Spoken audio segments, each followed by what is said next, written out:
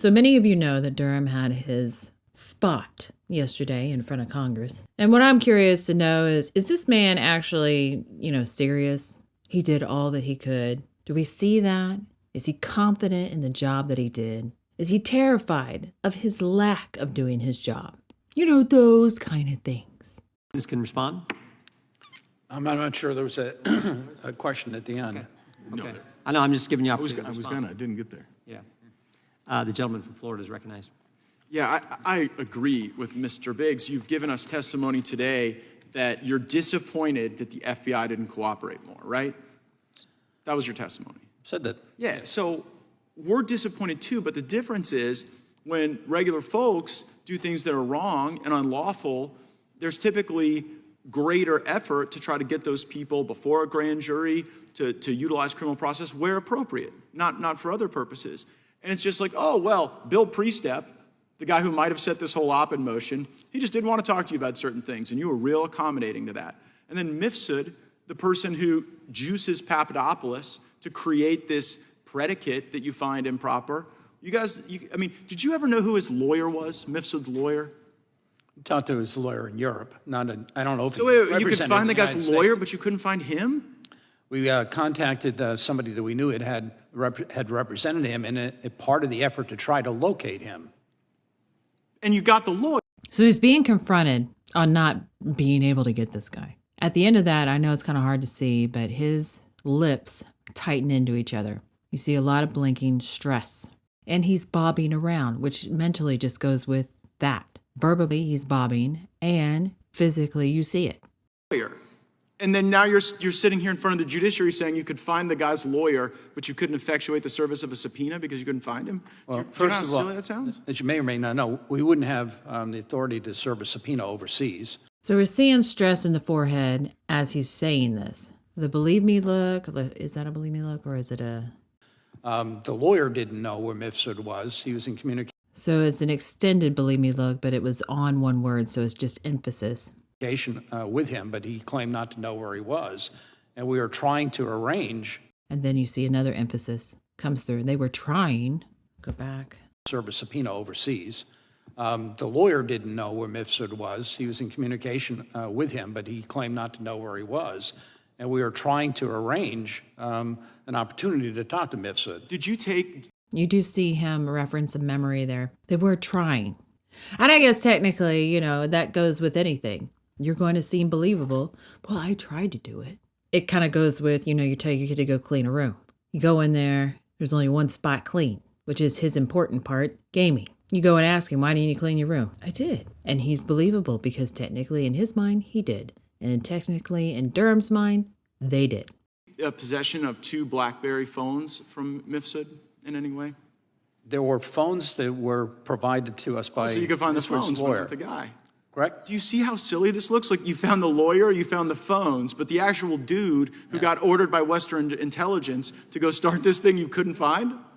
It's kind of laughable. It seems like more than disappointment. It seems like you weren't really trying to expose the true core of the corruption. That you were trying to go at it another way. Yeah. As we said in the report, and as I said in my opening remarks. So you can hear him. It's very low audio, but you can hear him say, yeah. Yeah. I mean, they admit the stuff, and nothing happens, which is why this is depressing to watch. We pursued the facts as best we could. Well, how about this tools fact? that we have? Okay, how about this fact, Mr. Durham? The entire Mueller team does a hard reset on their Apple phone in synchronization to wipe away evidence. Did you investigate that? I've read that. Well, why did you investigate it? Who gave the order on the Mueller team to wipe the phones? Yeah, that was not something that we were asked to look at, and we didn't. No, that's not true, Mr. Durham. That is not true because I'm... All right, so that is not true. I do not like it when they cut and we get to see Gates' face. I don't want to see his face. I know what he's doing. What I want to watch is Durham. And because he sits there and says that's not true, and we get to see Durham's physical response, not the verbal, the body is hunching further down into itself. You get the hard swallow. You get the jittery eyes. He knows this is not a good look. Holding the document that authorizes your activity, and it specifically says the investigation of Special Counsel Robert Mueller. It's in Mr. Chairman, I seek unanimous consent to enter into the record the order that says that you're supposed to investigate these things. And so, like, whether it's the Mueller team, MIFSUD, how about Azra Turk? Azra Turk, what's Azra Turk's real name? Do you know that? I'm not going to be disclosing the names of FBI personnel that are otherwise unavailable. But an FBI, so the FBI sends somebody to go honeypot George Papadopoulos. Who gave the order to do that? I think that's beyond the scope of what's in the report. All right, so now we're just seeing irritation, and you actually heard it. Wow. He's got slit eyes to him. His mouth is tight, and he's stiff. He's irritated. He's not terrified of Gates. Gates don't scare him. Everything Gates is saying doesn't scare him. He's irritated. Well, how dare you question me? That is somebody who's not terrified of consequences from these individuals. What are you going to do about it? Nothing. And now, as most of you understand, what are they going to do about it? Nothing. Just shut up, pay your taxes, smile, pretend you're happy, and let us pretend that people actually care about what we do. Mr. Durham, this seems to all started with one person, but I don't see his name in your report. I see it in Mueller's report 89 times. Who did Mr. Papadopoulos meet with that gave him this supposed Russian information? When Mr. Papadopoulos was interviewed by the FBI, he had identified Joseph Mifsud as a person who had provided him that information. Did you interview Joseph Mifsud? We attempted to interview him. We pursued every lead that we had. We talked to a lawyer that he had in Europe, but we never were able to. So this is a good one because we see it after Gates has grilled him. And you notice how he keeps pulling his arms closer and closer together. He's anchoring himself on the table. He's not wanting to give direct eye contact. So extreme stress, which would lead one to believe deception. Now we just realized that he's not afraid of Gates, but he's stressed about this deception that he has to give. So now you got to think, well, what is the stress? What is the thing behind the mind that makes him stressed about the lying? Because if there's no consequence to lying, there wouldn't be that much stress. So what is it? Well, the answer behind door number 1, which is the most important door, is making sure you don't say anything that gives the other side a new rabbit hole to go dig in. They're stressed about exposing more information or leading you to look somewhere else. How do I say this in a way that doesn't make you sniff around the hole I'm trying to cover up? Mr. Dolan, I will quote excerpts from your report describing the FBI actions in Trump's case. You call them sobering, I call them alarming. Rapid opening, made no sense, no sound reason, no explanation, difficult to explain, no follow-up, uncorroborated evidence, unevaluated information, rumors and speculations, thin intelligent, exculpatory statements were not included, misrepresentation of the recorded conversation, noticeable departure, not using typical tools, serious lack of rigor, choose to ignore red flags, unwarranted delay, ignore nearly all recommendations, didn't disclose intelligence, not inform of inconsistencies, did not give appropriate attention to facts, did not adequately examine, did not receive satisfactory explanation, was not informed, never corrected assertion, never advised, never been apprised, never gave appropriate consideration, no further action, failed to make known, failed to act, failed to follow logical leads, failed to interview, failed to revise the paperwork, failed to take even the basic steps, failed to determine, failed to provide, failed to integrate, failed to fully exploit the materials, failed to critically analyze information, failed to properly consider, failed to correct errors, ignored contrary evidence, was never brought to the attention, intentionally falsified in material documents, fabricated the allegation, omission of material fact,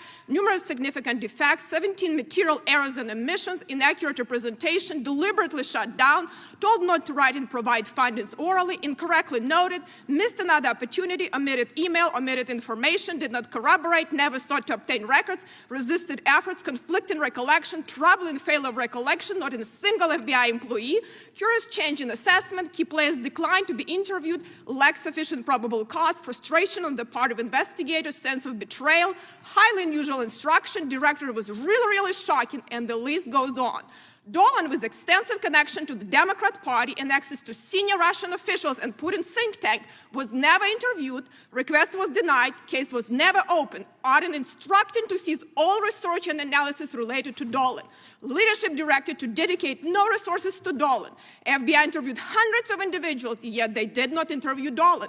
Danchenko failed to properly consider prior Russian counter-espionage case, FBI's validation unit raised serious concern. Management ignored and resisted nearly all recommendations and supported continued payment to him.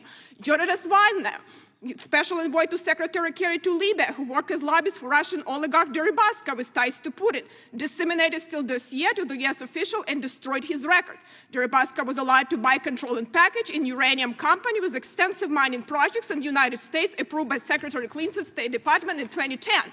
The former head of the FBI's counterintelligence division in New York, McGonigal, involved with this case, recently was accused of taking money from Deripaska. Clinton case from your report stands in stark contrast. Lack of action, considerable caution, never open inquiry, in limbo, linger, defensive brief, and corroborating information, no effort to investigate cease and desist due to the undisclosed concern, decline to issue subpoenas. You're concerned with FBI's reputational harm, but it appears to me, using director's corpus lexicon, this case has all classic earmarks of collusion and cover-up. However, not one person went to jail, and Clinton campaign operatives like Jake Sullivan now have the highest national security position in our government, who's actually driving a very slow response to the Russian invasion of Ukraine. Do you believe that justice has been served? I can speak to what my team and I did, which was to try Just tell me yes or no. Do you believe has been served? We tried to serve justice to the best of our ability. Okay. I can speak on that. You also state. So that was what I was waiting for her after listening to that tirade, which goes to nothing. It's just a spotlight. Look at the next superstar. That's why they keep the video on him. Look at the next superstar. Talk about this one for a while.